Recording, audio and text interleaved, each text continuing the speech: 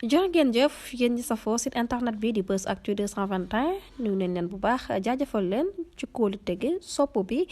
ak topp bi nga xamante ne rek yi nag ñu koy topp bu leen fàttee abonné di bës cloche de notification yi ngir mën a am yeneen i info.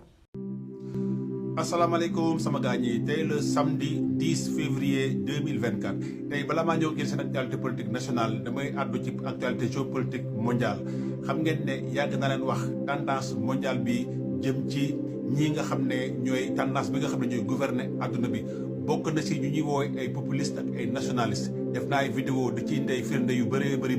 te gis ngeen ne la ma leen waxoon ñëw na ndaxte kii nga xam ne moom mooy Imran Khan nekk homme politique bi gën a siiw ci réewum Pakistan ndaxte moom sax ancien footballeur de cricket la woon xam ngeen ne jamono la passé dañ koo tegoon loxo te balaa ñu koo teg loxo ay manifestés yu bëri amoon na ci réew mi ba nga xam ne dañoo mujjee woon dellu ginnaaw ci sàkkuteef bii nga xam ne armée bu Pakistan amoon na ko pour teg ko loxo si ñaareelu yoon bi lañ ko teg loxo élection législative yi nga xam ne ñu doon am si week-end bii nii ci Pakistan nit yi nga xam ne ñoom la tànn ñoom ñoo nekk en avance ci lii nga xam ne moom mooy nar a nekk élection législative bu réewum Pakistan xam ngeen ne aussi ci réewum Amérique kii nga xam ne moom mooy Donald Trump sondage yëpp war nañ ne élection bu amoon tey daanaka moom mooy rawee kii di Joe Biden lu sore parce que Joe Biden ñu nga xam ne non seulement dafa màgget mais la muy naax léegi dafa bëri ndaxte saa yuy àddu dafay joatle contexte yi wala om yi nit yi nga xam ne sujet yi da koy jaxase de façon tellement flagrante te àdduna bi da koy déglu te ñeneen sax wax nañ ne Joe Biden le fait que nu muy naaxee nii dafay néewal doole réewum Amérique bi nga xam ne mooy la première puissance au monde ndaxte président bi nga xam ne dafay naax tout le temps ci contexte yeeg ci sujet yi loolu baaxul ci réew mi te loolu kii nga xam ne mooy Donald Trump saa yu àdduna kay gaañoo lu tax nag ma ñëw ci contexte boobu noonu xam ngeen ne émission jàkkaarloo jàll na démb ma dégg kii nga xam ne mooy Bouba Ndour nekk chroniqueur ci émission jàkkaarloo di wax ne élection bu amoon ci réewum Sénégal kii nga xam ne mooy Bassirou Diomaye Faye moom moo koy jël ndaxte la muy jàngat ak la mu gis en tant que producteur yàgg def ay musique yu tax yeneen ak leen yéen suivre ngeen émission bi loolu mooy wane ne contexte bii nga xam ne waxoon naa leen ko parce que man journaliste des faits et des contextes te dama leen yàgg wax ne populisme ak nationalisme moo ëpp léegi ni ñuy nekk ci pouvoir ci nguur yi ci àdduna bi yëpp àdduna wërngal këpp ñi nga xam ne daal ñoon ñuy woy ay parti populiste wala ay parti d'extrême droite nationaliste ñoom ñoo téye nguur yu bëree bëri par rapport ak parti traditionnel yi nga xam ne li ki mel ni ay capitalisme ak ay libéralisme ak ay république ak ñoom it seen daanaka léegi askan yi ñoom ñuy gën a jox bopp mooy ñi nga xam ne un discours franc et simple la ñu yore mooy maanaam nekk ñu di layam-layamee nekk ñu di wiiri jaari ndar ñoom dañuy xool li nga xam ne askan gi moom la bëgg ak li nga xam ne moom mooy sàkkuteefu askan bi ñu di ko wax di ci dox jeex na tak soxlawuñu leneen loolu nag ñenn ñi dañ koy populisme parce que am na njiiti réew yu bëri nga xam ne dañuy nekk dans le politiquement correct ak diplomatie ak ñoom it seen ñii nga xam ne léegi ñoom ñooy diriger àdduna bi soxlawuñu diplomatie boobu noonu soxlawuñu layam-layam yow noonu ñoom dañoo soxla li askan bëgg ñu mu nekk seen yitte lii nga xam ne mooy sàkkuteefu askan bi ñu ci dox loolu nag la ñenn ñi di ooy populisme ñëw nag ci actualité politique bu réewum Sénégal xam ngeen ne démb réew mi amoon na ay manifesté yi nag jàngat bi nga xam ne mën nañ ko ca def ci jàngat bu njëkk mooy maanaam bi yoon kenn mënu koo toftalee ab homme politique wala parti politique ndaxte askanu Sénégal moom moo jugal boppam di manifester boppam ci lii nga xam ne jàpp na ne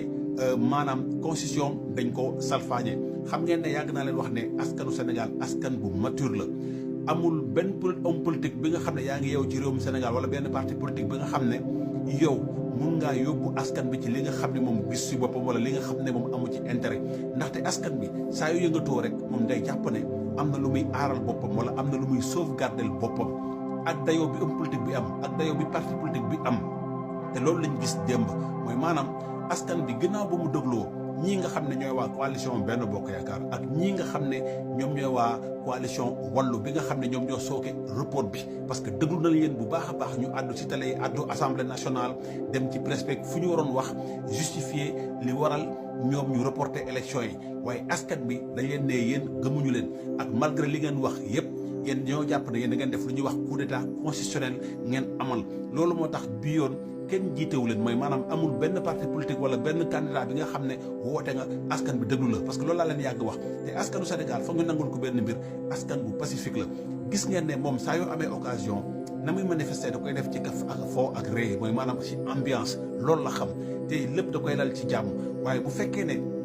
askan bi dañ koy xañ ay moyens d'expression mooy maanaam fa nga xam ne foofu la war a mën a àddoo moo xam manifester politique moo xam bind pancarte moo xam wax ci Facebook bi loolu yëpp boo ko xañee moom da lay won boppam te bu lay won boppam day nekk ci anam bi nga xam ne nekkul anam bi nga xam ne day gën ci réew mi day gën ci ñun ñëpp ndaxte violence moom amul kenn ki nga xam ne bëgg koo gis muy am sa réew mu nekk li nga xam ne moom la àdduna bi yëpp di wane waaye dañuy ñëw ci benn mbir xam ngeen ne réewum Sénégal démb image yi nga xam ne moo gën a fës mooy maanaam répression ci réew la bokk force de défense sécurité yi ñun suñu force de défense bu ñu génnee ci bitim réew dañ leen di kañ di leen bàq ci seen exemplarité seen professionnalisme waaye bu ñu nekkee ci réewum Sénégal dafa mel ni ñoom seen njàng da leen di réer ndaxte bu ñu gisee image yi gën a fës ay journaliste ñëpp xam nañ ne journaliste bokkul ci leen li nga xam ne manifeste la moom dafay ñëw rek pour maanaam def reportage am def liggéeyam su paree mu baaxee ko askan bi loolu mooy liggéey journaliste waaye bu ñu gisee ay takk der di dal ci kaw journaliste ñu gis ay takk der di dal ci kaw ay handicapé loolu dafay poser benn problème mooy lu ñuy wax ne réew mi bu ñu nee am na problème mu préservation des droits mooy maanaam wax bi liberté d'expression bi liberté de manifester loolu yëpp dafay poser problème parce que loolu Sénégal li fi jaar ci ay 23 juin ñu ne kon place de l'Obélisque pendant ay fan di fa squatter problème amul woon loolu sax léegi mëntuñ ko mooy maanaam sénégalais mëntuñu génn manifester pacifiquement mëntuñu génn wax seen naxar moo xam ci réseaux sociaux yi la moo xam fu mu munti doon nit nag boo ko xañee espace d'expression léegi lu nekk ci loxoom kese lay jël pour mën ko utiliser waaye bu fekkoon ne bàyyi nañ sénégalais ñuy manifester gis nañ ne manifestation ñuy autorisé yëpp dafa am ci jàmm ak salaam ci ambiance kafak ak foo ak ree loolu la sénégalais xam waaye loolu nag buñ ñu ko xañee wala bëggatuñu nit yi di wax bëggatuñu nit yi di manifester lii lay jur te nekkul li nga xam ne lu gën ci réew mi la ñi nga xam ne nag ñoom ñoo indi mbir bi yëpp démb àdduna nañ rawatina kii nga xam ne mooy njiitu réew mi nee na lii nga xam ne moom lañ def nekkul benn yoon lu anticonstitutionnel mooy maanaam dañoo respecté charte réew mi te loolu la kii nga xam ne mooy Aïssata Tall Sall waxaat encore nee na ñoom jalgatuñu benn yoon charte réew mi te moom nee na bëggul benn yoon bàyyi réew mi ci ay jafe-jafe yi nga xam ne da koy jural moom lu mu bëgg mooy ginnaawam bandang mooy maanaam daal li tax mu toog te wax na ne dootul bokk te xalaatul benn yoon bokk te wax na ko askan te loolu ci dellu ginnaaw moom lu mu bëgg mooy fexe ba ginnaawam bandang si naka mooy maanaam mu tegaat mbir yi ci yoon fexe ba dialogue inclusif am waxtaan bi nga xam ne bu demee daal moom xelam dina dal parce que moom daal loolu mooy li nga xam ne moom la àddu waaye loolu nag dafa mel ni sénégalais yi gisewuñ ko noonu wala déggewuñ ko noonu ndaxte sénégalais yi léegi ñoom jël nañ li nga xam ne mooy mbir mi te def ko seen loxo léegi nag gis ngeen ne opposants yi nga xam ne ñoom d'accorduñ ci mbir mi yóbbu nañ ko ci yoon ñuy xaar conseil constitutionnel di xaar cour suprême ba xam ndax mbir mi dafay wéy wala mbir mi processus bi dafay continuer comme ni ko àdduna bi yëpp mooy lu ñuy wax communauté internationale sàkkoo ci waa coalition Benno Bokk Yaakaar ñu bàyyi ko mbir mi continuer te loolu la waa CEDEAO wax loolu la Union européenne wax loolu la réew Amérique wax loolu la ñi nga xam ne dañuy sàmm démocratie yëpp loolu la ñu wax waaye ñoom ba léegi gisewuñ ko noonu ndaxte njiitu réew mi nee nañ ñii di communauté internationale la ñuy def ndànk ci bu ñuy àddu ndaxte ñoom moom li ko tax a jóg mooy fexe ba réew mi nekkaat sur les rails lu déraillé réew mi nag ak lan moo tax réew mi yegg si foofu nag loolu tamit jot naa laaj ndaxte bu fekkee ne moom mooy le gardien de la constitution gardien de lépp li nga xam ne moom réew mee ko moom parce que daanaka mbir yu bëri moom lañ jox sañ-sañ yëpp ak pouvoir yëpp bu fekkee ne nag yëf yi jaxasoo boobu nag fan la jógee ak lan moo ko waral loolu tamit lu jar a laaj la seen xarit la woon Léon Baltasar le caméléon di leen ñaanal wi kanu jàmm ak salaam